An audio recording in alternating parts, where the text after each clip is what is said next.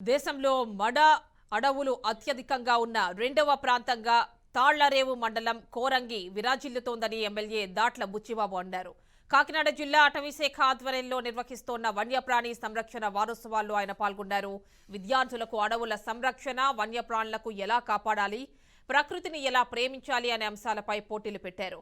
అనంతరం విజేతలకు బహుమతులు అందించారు. ఈకో డెవలప్మెంట్ కమిటీల ద్వారా 20 లక్షల రూపాయలు ఉన్న ఆదాయం 1,77,00,000కు పెరిగిందని ఎమ్మెల్యే వెల్లడించారు. ఇందులో 50% ఈ కమిటీలకు ఇస్తారని తెలిపారు. ఒక్కో కమిటీకి 20 లక్షల రూపాయల వంతున చెక్లు పంపిణీ చేశారు.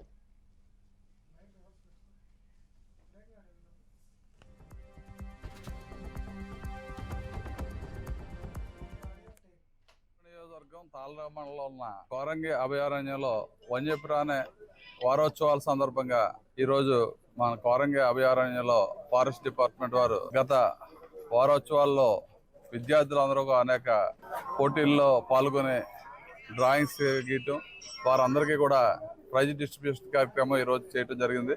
అదే కాకుండా దీనికి అనేక అభివృద్ధి కార్యక్రమం, అనేక టూరిజం డెవలప్ చేయడానికి అనేక చోర్స్ ఉన్నాయి. ఎందుకంటే మన జిల్లాలో ఎక్కడ టూరిజం ప్లేస్లు ఉన్నా కానీ డెవలప్మెంట్ అవ్వలేదు.